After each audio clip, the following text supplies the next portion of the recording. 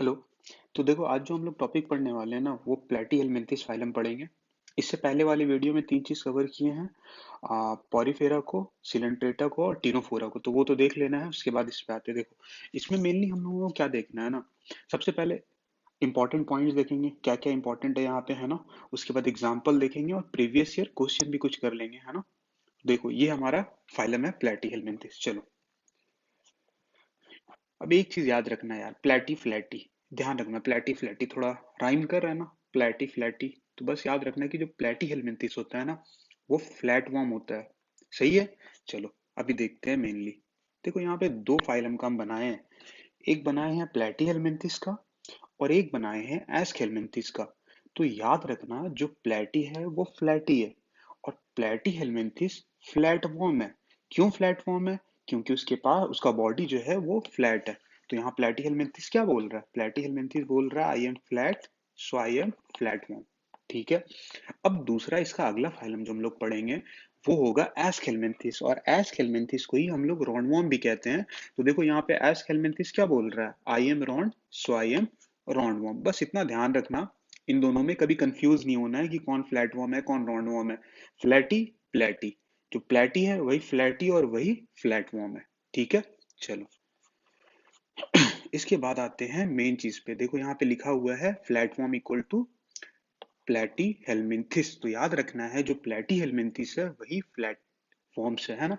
अब देखो, इसमें जो इंपॉर्टेंट पॉइंट्स है वो देखते हैं। सबसे पहले तो याद रखना कि जो प्लेटफॉर्म होता है, अब हम बार बार प्लेटफॉर्म बोलेंगे, ठीक है।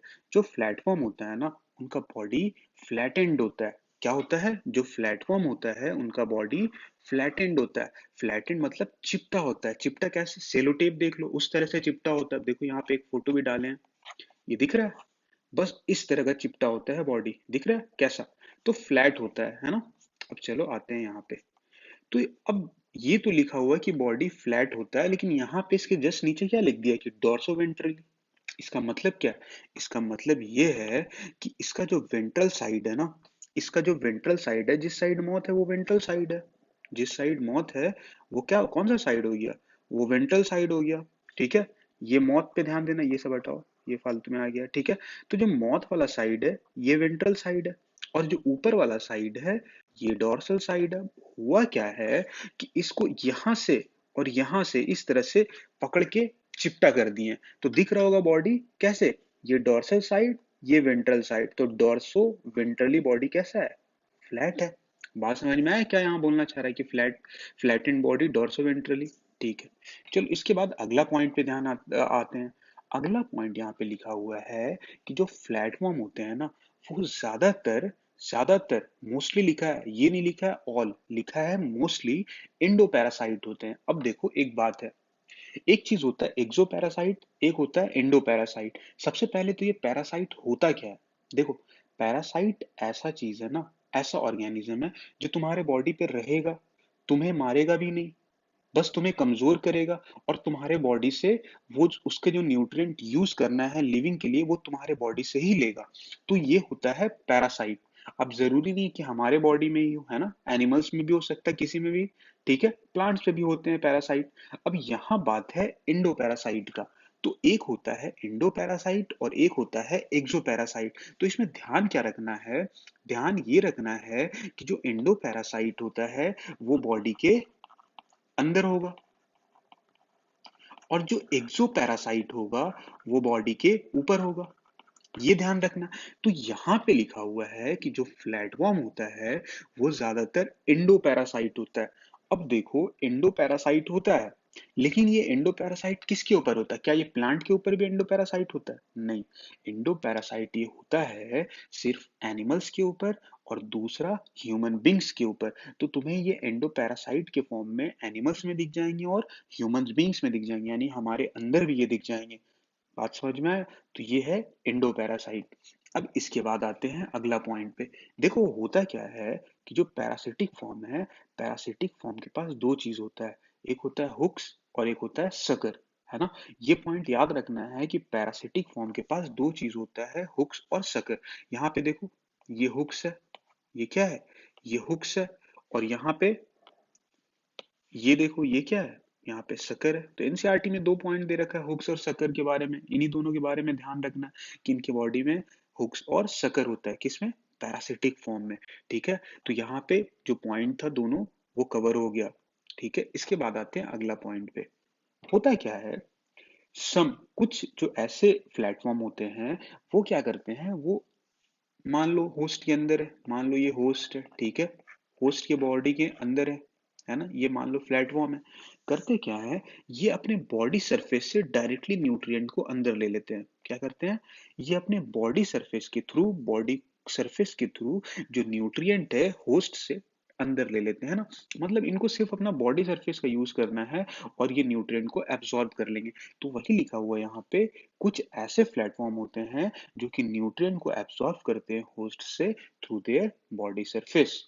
ठीक है, इसके बाद एक और पॉइंट लिखा हुआ है, याद रखना, जो प्लेटफॉर्म होता है ना उसमें फ्लेम सेल देखने को मिलता है, और बहुत इंपॉर्टेंट पॉइंट है फ्लेम सेल। अभी आगे इसके बारे में देखेंगे तो वहां पे समझेंगे इस चीज को। ठीक है, चलो अभी आगे बढ़ते हैं ना। देखो, इसके बाद देखो एक स्टोरी सुनाते हैं ना, एक स्टोरी सुनना ध्यान से। होता क्या है, होता क्या है, देखो, एक बात याद रखना कि एनसीईआरटी में जो फोटो दिया हुआ है वो टेप फॉर्म का दिया है और लीवर फ्लूक का दिया हुआ है, और यहाँ है प्लेनेरिया। चलो, स्टोरी स्टार्ट करने से पहले एक बात बताते हैं। जो प्लेनेरिया होता है ना, इसमें हाई रिजेनरेशन कैपेसिटी होता है। इसका मतलब क्या, इसका मतलब अगर तुम बॉडी को यहाँ से काट दोगे ना, तो ये बॉडी पार्ट एक प्लेनेरिया बना देगा और ये बॉडी पार्ट दूसरा प्लेनेरिया बना देगा। अब मान लो ये प्लेनेरिया है, ये प्लेनेरिया, अब तुम फिर इसको यहाँ से काटो, यहाँ से कट लगाए, यहाँ से कट लगाए, तो यहाँ से फिर दो प्लेनेरिया बन गया, यहाँ से फिर, सॉरी, दो प्लेन एरिया बन गया, एक एक दो प्लेन एरिया, और यहाँ से भी कट लगाओगे तो यहाँ भी अल्टीमेटली दो प्लेन एरिया बन जाएगा। तो ऐसा हो क्यों पा रहा है, ऐसा इसलिए हो पा रहा है क्योंकि प्लेन एरिया के अंदर हाई कैपेसिटी ऑफ रिजेनरेशन है, हाई रिजेनरेशन कैपेसिटी है। और ये इंपॉर्टेंट पॉइंट है, इस चीज को याद रखना है क्योंकि ये एनसीईआरटी में दिया हुआ है। अब देखो ये सब फालतू का पॉइंट कोई ध्यान नहीं रखना है ना, कुछ नहीं, बस प्लेन एरिया याद रखना है। क्या है, प्लेन एरिया, कोई फालतू पॉइंट ध्यान नहीं रखना है। अब देखो होता क्या है, एक स्टोरी सुनाते हैं। देखो, पहले तुम लोगों को बता दिए कि जो प्लेटफॉर्म होता है वो कैसा होता है, वो एंडो पैरासाइट होता है, बॉडी के अंदर रहना पसंद करता है। और एनसीईआरटी में जो फोटो दिया हुआ है वो टेपवर्म का फोटो दिया है और लीवर फ्लूक का फोटो दिया हुआ है। तो देखो स्टोरी शुरू करते हैं, सुनना सब ध्यान से, समझना, फिर स्टोरी से हम लोग निकालेंगे क्या क्या समझना चाहते हैं स्टोरी से। ठीक है, तो पहला बात, एक तो टीनिया है और एक लीवर फ्लूक है, सीधा टेपवर्म और लीवर फ्लूक बोलेंगे। ठीक है, तो लीवर फ्लूक और टेपवर्म जो है, एनसीईआरटी में फोटो दिया हुआ है इन दोनों का, तो ये दोनों समझ लो आपस में अच्छे दोस्त हैं। ठीक है, ये दोनों आपस में अच्छे दोस्त हैं, प्लेनेरिया का फोटो नहीं दिया हुआ तो प्लेनेरिया दोस्त इन लोगों का नहीं है। ठीक है, अब होता क्या है, क्योंकि ये एंडो पैरासाइट है, तो ये तीनों को क्या होता है ना, सबको पता है एमा वॉटसन के बारे में, बहुत खूबसूरत एमा वॉटसन है ना, हैरी पॉटर देखे होगे सब। तो क्या होता है, इन तीनों को एमा वॉटसन पसंद आ जाती है। सही है, अब ये बोलता है कि हम रहेंगे अंदर, ये बोलता है हम रहेंगे अंदर, ये बोलता है इसके अंदर हम रहेंगे, क्योंकि एंडो पैरासाइट अंदर रहना चाहेगा। तो सब अपना अपना चला रहा है, ये बोल रहा है हम रहेंगे, ये बोल रहा है हम रहेंगे, ये बोल रहा है हम रहेंगे। तो क्या होता है, ये दोनों तो आपस में सुलह कर लेते हैं दोस्ती में, क्योंकि ये दोनों दोस्त है, तो चलो आपस में ये क्या करते हैं, डिस्कस करते हैं और बोलते हैं कि चलो यार हम दोनों ही रहते हैं, आपस में क्यों लड़े, हम दोनों रहते हैं लेकिन किसी तीसरे को इसके अंदर नहीं आने देंगे। कोई तीसरा आ गया है तो उसका जान ले लेंगे, लेकिन उसके अंदर, इसके अंदर तो किसी तीसरे को आने नहीं देंगे। बस एक हम रहेंगे और एक तुम रहना। ठीक है, लीवर फ्लूक है ना, एक हो गया टेप वॉर्म, एक हो गया टेप फॉर्म, एक हो गया लीवर फ्लू। ये दोनों बोला कि हम दोनों ही इसके अंदर रहेंगे, तीसरे को तो नहीं आने देंगे। अब प्लेनेरिया, भाई प्लेनेरिया तो राजा है, प्लेनेरिया से इन लोगों का हो गया पंगा। प्लेनेरिया बोला कि हम रहेंगे और ये दोनों बोला कि प्लेनेरिया को तो रहने देंगे ही नहीं हम, आएगा तो मार देंगे। तो होता क्या है, इन दोनों का, अब इन तीनों का लड़ाई हो जाता है। अब ये दोनों दोस्त है, ये दोनों एक साथ, और ये बेचारा अकेला। अब ये दोनों सोचते हैं कि यार हम तो दो हैं, प्लेनेरिया क्या कर लेगा हम लोगों का, देख लेंगे। होता है लड़ाई, क्या करते हैं ये दोनों मिलके प्लेनेरिया को काट देते हैं बीच से। अब इन्हें क्या पता कि इसके अंदर तो हाई रिजेनरेशन कैपेसिटी है। तो ये प्लेनेरिया को जैसे ही काटते हैं ना, वैसे प्लेनेरिया दो प्लेनेरिया बन जाता है। अब ये दोनों हालत खराब कि यार ऐसा क्या हुआ, हम तो सोचे मार दिए इसको, ये तो एक से दो बन गया। अभी बोलते कोई नहीं, दो आया, दो को देख लेते हैं, अभी भी लड़ लेंगे हम। तो क्या करता है, ये फिर दोनों को काट देता है।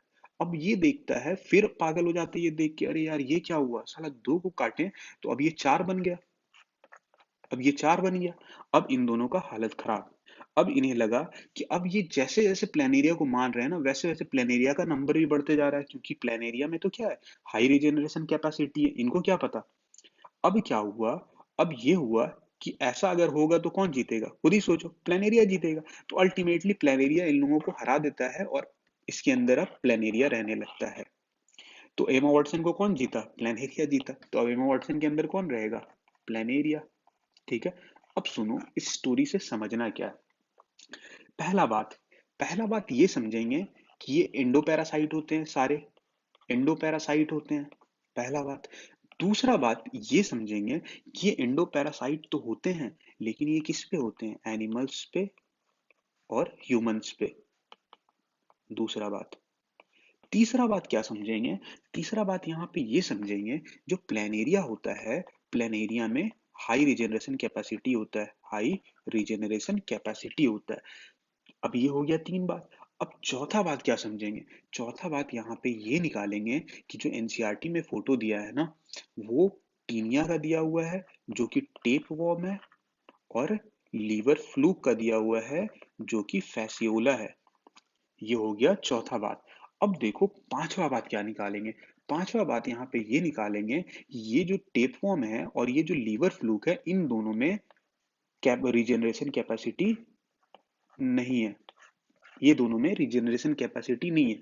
तो रीजनरेशन कैपेसिटी कहाँ देखने को मिला, प्लानेरिया में। बात समझ में आया। तो ये स्टोरी से हम लोगों को पांच बात याद रहना चाहिए, ठीक है। तो ऐसे याद रख लेना, याद रखना है जरूरी है, क्योंकि एग्जाम में तो जितना याद रहेगा वही बताना है, ठीक है। अब देखो यहाँ पे टेप दिख रहा होगा, है ना। तो याद रखना, जो टीनिया होता है ना, टी फोर टीनिया और टी फोर टेप वॉर्म। तो टीनिया को ही हम लोग टेप वॉर्म कहते हैं। और दूसरा क्या हो गया, दूसरा हो गया फैसियोला।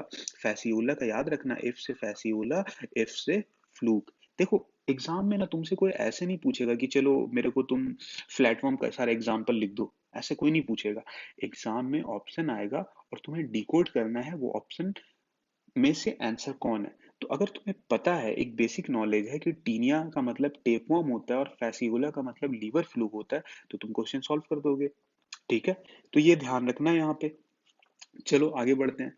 अब देखो यहाँ पे बहुत इंपॉर्टेंट पॉइंट है, क्यों इंपॉर्टेंट है, क्योंकि यहाँ पे ऐसा तीन चीज का बात करने वाले हैं ना, जो सबसे पहली बार यहाँ देखने को मिला है। देखो सबसे पहले अपन क्या पढ़े थे, पॉरीफेरा पढ़े थे, फिर सीलेंट्रेटा पढ़े थे, फिर टीनोफोरा पढ़े थे, और अभी हम लोग फ्लैटवर्म पढ़ रहे हैं। तो इनके पीछे हम लोग तीन चीज ऑलरेडी पढ़ रखे हैं, पॉरीफेरा, सीलेंट्रेटा और टीनोफोरा। तो हुआ क्या ना, अब जब हम लोग प्लेटफॉर्म में पहुंचे, जब हम लोग प्लेटफॉर्म में पहुंचे, तो प्लेटफॉर्म में हम लोगों को तीन चीज देखने को मिला जो पहली बार आया, जो कि इन तीनों में नहीं था। और वो तीन चीज क्या था, प्लेटफॉर्म में हमें यहाँ पे ट्रिप्लोब्लास्टिक देखने को मिला। अब ट्रिप्लोब्लास्टिक क्या होता है उसको अलग से देख लेंगे, क्योंकि यहाँ पे फिर बहुत हौच पौच हो जाएगा, ठीक है ना। तो याद रखना कि यहाँ पे हम लोगों को बॉडी जो है ट्रिप्लोब्लास्टिक देखने को मिला, दिख रहा होगा यहाँ पे तीन बॉम्ब, तीन ब्लास्ट है ना। तो इनका बॉडी पहली बार हम लोगों को ट्रिप्लोब्लास्टिक देखने को मिला। तो इससे हम समझेंगे क्या, इससे हम ये समझेंगे कि जो प्लेटफॉर्म है, यहाँ पे पहली बार ट्रिप्लोब्लास्टिक देखने को मिला है। इसका मतलब ये हुआ कि ट्रिप्लोब्लास्टिक यहाँ पे देखने को मिला है, तो इसके पीछे वाले सारे क्या हैं, डिप्लोब्लास्टिक हैं, ठीक है। एक बात। दूसरा बात इससे हम क्या समझेंगे कि अब यहाँ ट्रिप्लोब्लास्टिक आ चुका है, तो अब इसके आगे भी सारा ट्रिप्लोब्लास्टिक होगा। ये हो गया पहला ट्रिपल ब्लास्टिक के बारे में। दूसरे पे आते हैं, दूसरा है ऑर्गन लेवल। अब देखो तीन से चार चीज सुनो। सबसे पहले होता है सेल, उसके बाद होता है टिश्यू, उसके बाद होता है ऑर्गन लेवल, और फिर होता है ऑर्गन सिस्टम लेवल। तो कभी कंफ्यूज नहीं होना है कि ऑर्गन लेवल क्या होता है और ऑर्गन सिस्टम लेवल क्या होता है। ऑर्गन सिस्टम लेवल ज्यादा डेवलप्ड फॉर्म है, हम लोगों में ऑर्गन सिस्टम लेवल देखने को मिलेगा ह्यूमन बीइंग्स में। यहाँ पे ऑर्गन लेवल का बात कर रहा है। तो जब ऑर्गन लेवल का बात कर रहा है, तो देखो यहाँ पे हम क्या लिखे, फर्स्ट टाइम, पहली बार यहाँ पे ऑर्गन लेवल देखने को मिला। अब जब यहाँ पे ऑर्गन लेवल पहली बार देखने को मिला है, तो इससे हम पहला बात ये समझेंगे कि इसके सारे, इसके पीछे वाले में ऑर्गन लेवल से कम वाला लेवल था। इसका मतलब क्या, इसका मतलब जो पॉरीफेरा था ना, पॉरीफेरा में सेल्यूलर लेवल था, बाकी सीलेंट्रेटा और टीनोफोरा में टिश्यू लेवल था। ठीक है, ये बात समझ में आ गया। अब इसके बाद समझते हैं। अब देखो, ये याद रखना कि यहाँ जब ऑर्गन लेवल आ गया ना, तो अब क्या है, डेवलपमेंट आगे जैसे जैसे हम यहाँ पे आगे बढ़ रहे, डेवलप होते जा रहा है इस लाइन में। अब प्लेटफॉर्म के बाद जो आएगा ना, ध्यान रखना, प्लेटफॉर्म के बाद जब कोई आएगा तो उसमें ऑर्गन सिस्टम लेवल आएगा। और जहां ऑर्गन सिस्टम लेवल आ गया ना राउंड वन में एक बार, तो उसके बाद सारे में ऑर्गन सिस्टम लेवल देखने को मिलेगा। तो ये रेफरेंस पॉइंट है, रेफरेंस पॉइंट को याद रखना है कि जो प्लेटफॉर्म है यहाँ पे ऑर्गन लेवल देखने को मिला, और प्लेटफॉर्म के पीछे सारा या तो सेलुलर होगा या ट्रिप्लो या टिश्यू लेवल होगा, और इसके आगे सारे ऑर्गन सिस्टम लेवल होंगे। ठीक है, अब ये हो गया दो पॉइंट, एक ट्रिप्लोब्लास्टिक के बारे में और एक ऑर्गन लेवल के बारे में। अब देखो यहाँ पे तीसरा पॉइंट है। देखो अगर पीछे वाले वीडियो देखो, पीछे वाले वीडियो में पता नहीं कवर किए, हाँ चलो नहीं कवर किए, कोई नहीं। देखो यहाँ पे पहली बार आ रहा है बाईलैटरल सिमेट्री। ठीक है, अब बाईलैटरल सिमेट्री क्या होता है उसको अलग से करेंगे। ठीक है, अब यहाँ पे हम लोग दूसरे टॉपिक में जा नहीं सकते हैं, है ना। अब देखो, क्योंकि यहाँ पे पहली बार बाईलैटरल सिमेट्री आया है फ्लैट फॉर्म में, तो इससे फिर हम क्या समझेंगे, इससे फिर हमारा वही बात शुरू हो गया कि यहाँ जब प्लैटी हेलमिंथेस में पहली बार बाईलैटरल सिमेट्री देखने को मिला है, तो पीछे वाले में तो बाईलैटरल सिमेट्री नहीं होगा। एक बात तो ये समझ में आया। दूसरा बात, क्योंकि यहाँ बाईलैटरल सिमेट्री देखने को मिला है, अब आगे में सारे में क्या होगा, बाईलैटरल सिमेट्री। लेकिन लेकिन यहाँ पे एक बहुत इंपॉर्टेंट पॉइंट है जिसे याद रखना है कि एकाइनोडर्मेटा में बाईलैटरल सिमेट्री नहीं होती है। तो जब हम लोग प्लेटफॉर्म के आगे बढ़ेंगे, तो सारे में तो मिलेगा हमें देखने को बाइलैटरल सिमेट्री, सिवाय एक के। और वो कौन है, वो है एकाइनोडर्मेटा। ये याद रखना है, ठीक है ना, कभी कंफ्यूज नहीं होना है इस चीज को लेके। ठीक है, तो ये हो गया हमारा कुछ पॉइंट जो बहुत इंपॉर्टेंट था, क्योंकि पहली बार यहाँ प्लेटफॉर्म में देखने को मिला है। तो देखो, क्वेश्चन में कभी भी तुम्हें दिख जाएगा ना कि फर्स्ट टाइम ट्रिपल ब्लास्टिक कहाँ देखने को मिला, या ऑर्गन लेवल किस में होता है, या बाइलैटरल सिमेट्री फर्स्ट टाइम कहाँ देखने को मिला। तो इस तरह से यहाँ पे क्वेश्चन बन सकता है और तुम फिर आंसर दे सकते हो समझ के। ठीक है, चलो अब आगे आते हैं मेन चीज पे। एक बहुत इंपॉर्टेंट पॉइंट था वहां पे, याद है शुरू में हम लोग देख रहे थे फ्लेम सेल को, तो हम बताए थे फ्लेम सेल लास्ट में बताएंगे। अब देखो फ्लेम सेल होता क्या है। अब यार ये याद रखने के लिए इस तरह से हम बना दिए है ना, यहाँ से क्या निकल रहा है, फ्लेम निकल रहा है। ठीक है, अब फ्लेम तो यार हॉट ही होता है, तो बंदा बोल रहा है आई एम हॉट, कोई फर्क नहीं पड़ता। चलो, फ्लेम सेल याद रखना है। और फ्लेम सेल क्यों याद रखना है, देखो, फ्लेम सेल पहली बात, एफ से फ्लेम सेल, एफ से फ्लैट वॉर्म। तो फ्लेम सेल किस में देखने को मिलता है, फ्लेम सेल तो फ्लैट वॉर्म में देखने को मिलता है। अब ये इतना इंपॉर्टेंट क्यों है, ये समझना जरूरी है। देखो, अगर इसे ऑस्मो रेगुलेशन करना है प्लेटफॉर्म को, या फिर प्लेटफॉर्म को एक्सक्रीशन करना है, तो इसमें जो रोल प्ले करेगा ना, वो कौन प्ले करेगा, वो फ्लेम सेल प्ले करेगा। एक बात तो ये हुआ। अब ऑस्मो रेगुलेशन क्या होता है, देखो ऑस्मो रेगुलेशन क्या होता है ना, एक तरह से हमारे बॉडी में क्या होता है, सॉल्ट और वाटर का बैलेंस होता है। सॉल्ट यानी आयन, आयंस का बात कर रहे हैं, तो हमारे बॉडी में आयंस और वाटर का बैलेंस होता है। हर ऑर्गेनिज्म में ऐसा होता है, ठीक है ना, जो भी हम, जैसा हमारे बॉडी में भी होता है, सॉल्ट और वाटर का बैलेंस रहना चाहिए, जरूरी है, ठीक है ना। तो सॉल्ट और वाटर का जो बैलेंस रहेगा ना, उसको इसके बॉडी के अंदर मेंटेन कौन करेगा, इसके बॉडी के अंदर जो सॉल्ट वाटर का बैलेंस है उसे मेंटेन करेगा फ्लेम सेल। तो बहुत इंपॉर्टेंट पॉइंट है, क्वेश्चन में आ जाएगा कि फ्लेम सेल फॉन्डिंग, चार ऑप्शन दिए रहेगा, तो तुम्हें पता होना चाहिए जो फ्लैटफॉर्म है उसी में देखने को मिलेगा फ्लेम सेल, और प्लेटफॉर्म का एग्जाम्पल याद रहना चाहिए। ठीक है, अब देखो इसके बाद, एक तो काम था इसका ऑस्मो रेगुलेशन, और दूसरा काम जो इसका इंपॉर्टेंट है वो है एक्सक्रीशन। तो यहाँ पे दोनों पॉइंट याद रखना है कि फ्लेम सेल का काम है ऑस्मो रेगुलेशन, क्या काम है, ऑस्मो रेगुलेशन और एक्सक्रीशन, है ना, दोनों याद रखना। और ऐसे याद रखना ये ड्राइंग को, तो याद रहेगा कि फ्लेम है ना। चलो, इसके बाद आते हैं, देखो एग्जाम्पल तो तीनों याद होगा तुम लोगों को, है ना, एग्जाम्पल बता दिए। एक हो गया लीवर फ्लूक, एक हो गया टेप वॉर्म, है ना, याद रखना, कभी कंफ्यूज मत होना फ्लैट वॉर्म में और टेप वॉर्म में। टेप वॉर्म क्या है, फ्लैट वॉर्म का एग्जाम्पल है। ये क्या है, ये टीनिया है। ठीक है, तो कभी कंफ्यूज मत होना, ऐसा मत बोल देना कि प्लेटी हेलमिंथिस इक्वल टू टेपवर्म। हाँ, प्लेटी हेलमिंथिस का एग्जाम्पल जरूर है टेपवर्म, लेकिन प्लेटी हेलमिंथिस का दूसरा नाम फ्लैट वर्म है ना, फ्लैट फॉर्म। इसलिए हम क्या बोल रहे थे, राइम करा रहे थे, प्लेटी फ्लैटी। ठीक है, याद रखना है। चलो, कभी कंफ्यूज नहीं होना इसलिए बता दिए, हो सकता है कंफ्यूज नहीं होते हो, हमें लगा तो बताना है तो बता दिए। ठीक है, इसके बाद देखते हैं प्रीवियस ईयर क्वेश्चन। अभी देखो एक बात बताते तुम लोगों को, एक जमाना,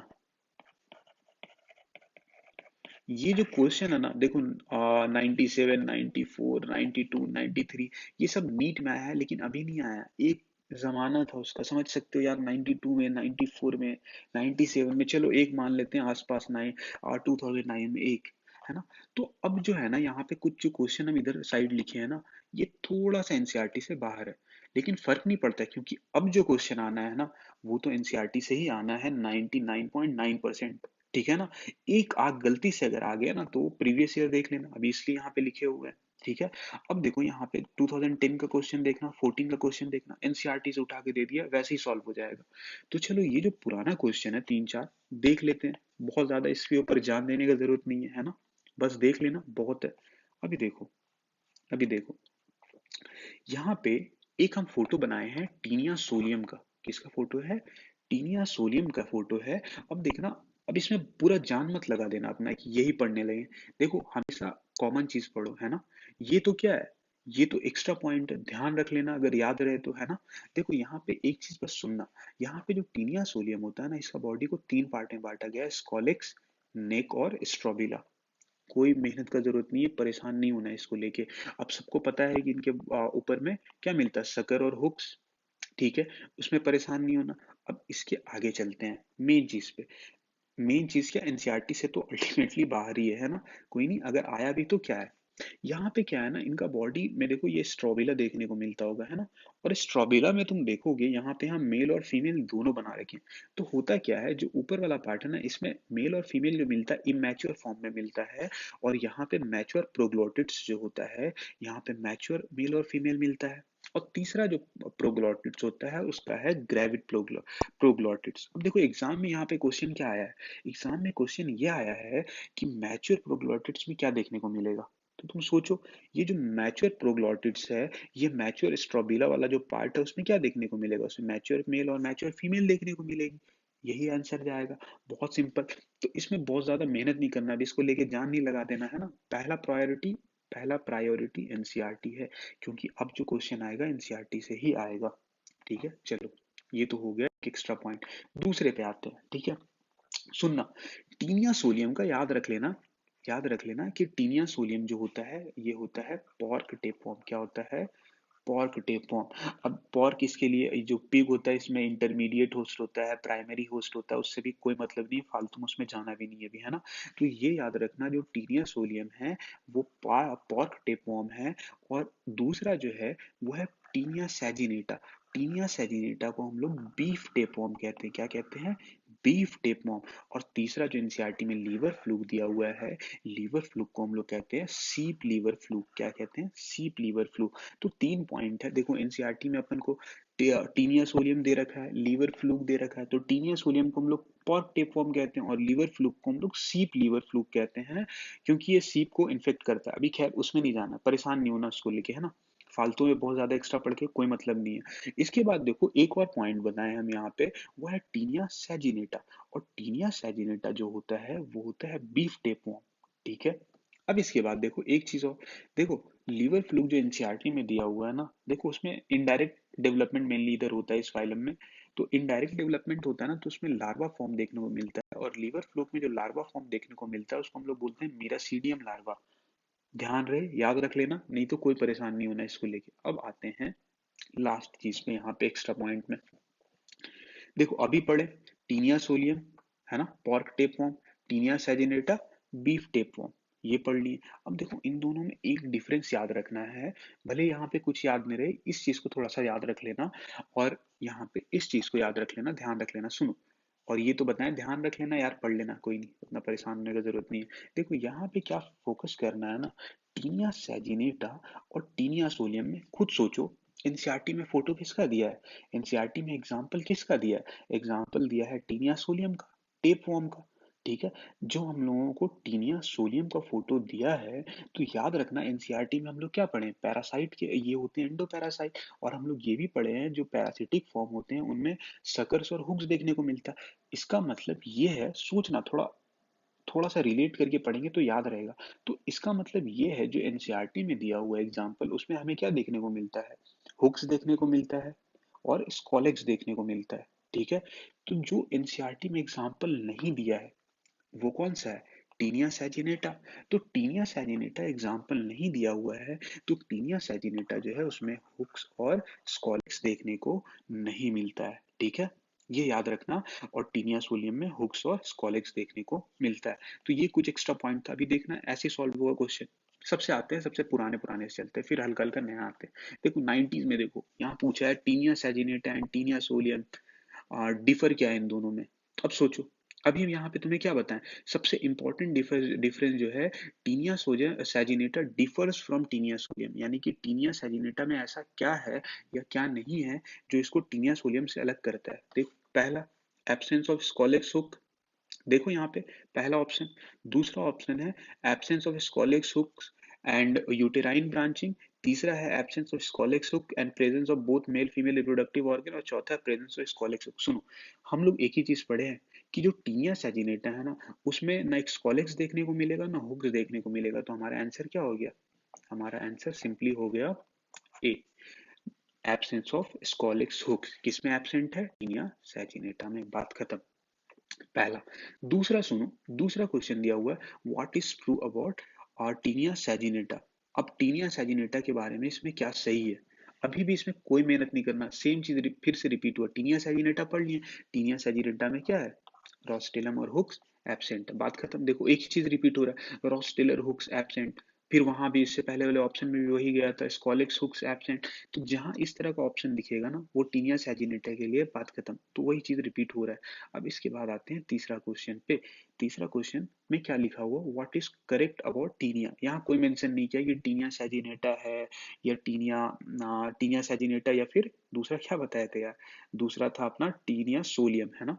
तो इनमें यहाँ पे कुछ नहीं लिखा हुआ है कि टीनिया सोलियम है, टीनिया सैजिनेटा, परेशान भी नहीं होना, बस सिंपली लिखा है टीनिया। अब ये तुमको टीनिया का हम बॉडी दिखाए थे, ये वाला है ना। अब ये क्वेश्चन हम तुमको बताए भी। देखो होता है क्या है, यहाँ पे क्वेश्चन सिंपल दिया हुआ है कि टीनिया में क्या है। अब देखो पहला है मेल ऑर्गन इन पोस्टीरियर प्रोग्लैटिड्स। देखो एक ऑप्शन तुम्हें सही दिखेगा यहाँ पे कि मैच्योर प्रोग्लॉटिड्स जो होते हैं ना, उनमें मेल और फीमेल दोनों देखने को मिलता है, और हम लोग पहले ही पढ़ रखे हैं इस बात को। ठीक है। इसके बाद देखना यहाँ एक पॉइंट लिखा है एग्जाम्पल ऑफ प्लेटी हेलमिंथिस। देखो देख लेना यहाँ पे क्या है, साइस्टोमा, साइजो साइस्टोमा यार, साइस्टोजोमा जो भी बोल लो इसको, है ना, साइस्टोजोमा। ठीक है, तो एक एग्जाम्पल प्लेटी हेलमिंथिस का साइस्टोजोमा है, बात खत्म। देख लेना, आगे बढ़ते हैं। एक और एग्जाम्पल आया है 97 में, याद रहे तो रख लेना, नहीं तो कोई परेशान नहीं होने की जरूरत है। ठीक है, एस्कैरिस। एस्कैरिस में क्या देखने को मिलता है, बताओ। एस्कैरिस में, यार इसको खत्म करो पहले, चलो हटाओ, एस्कैरिस यहाँ पर नहीं है ना। इसके बाद देखो ये क्वेश्चन 46, 46 वाला क्वेश्चन जो है 2009 में आया है। देखते हैं यहाँ पे क्या लिखा हुआ। लिखा हुआ which of the following group of animal is bilateral symmetry and triploblastic. देखो फिर नया पैटर्न चल रहा है, पुराना घटिया पैटर्न तो अब चल नहीं रहा है।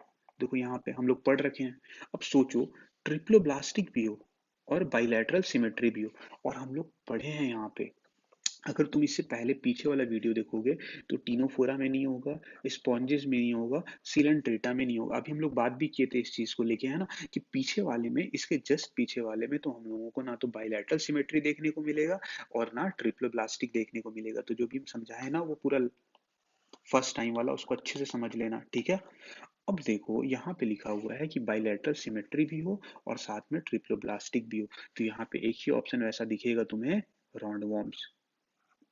अब यहाँ पे रॉन्डवॉर्म्स क्यों गया, रॉन्डवॉर्म्स क्या होता है, रैंडवॉर्म्स तो एस्केलमेंथिस है, और एस्केलमेंथिस प्लेटी हेलमिंथिस के बाद आता है। ठीक है। अब हम पहले ही पढ़ रखे हैं कि प्लेटी हेलमिंथिस में हम लोगों को पहली बार ट्रिप्लोब्लास्टिक देखने को मिल गया, पहली बार बाइलैटरल सिमेट्री देखने को मिल गया। तो इसके आगे आया एस्केलमेंथिस, तो इसमें तो ये दोनों कैरेक्टर देखने को मिलेगा ही मिलेगा। यही बात तो हम पहले समझाएं। तो यहाँ पे आंसर हो जाएगा एस्केलमेंथिस। ठीक है। चलो, अब ये दोनों क्वेश्चन खुद करना, बहुत आसान क्वेश्चन है, एनसीईआरटी, है ना। आंसर लिख देना कमेंट में। चलो आगे बढ़ते हैं। तो ये था यार, पूरा कंप्लीट हो गया लगभग, है ना। तो स्ट्रगलर बनना है तुम लोगों को भी, मेहनत करो, ठीक है। अभी क्या है, इसके आगे वाले वीडियोज में इसके आगे वाले फाइलम को पढ़ेंगे। जैसे अब हम लोगों को रोनॉर्म्स के बारे में पढ़ना है तो उसको अगले में कवर करेंगे, ठीक है। तो अभी इसको अच्छे से कर लेना, हर फाइलम को अच्छे से करना, और अगर पीछे वाला वीडियो नहीं देखो तो उसको पहले देख लो, ठीक है। Okay, thank you.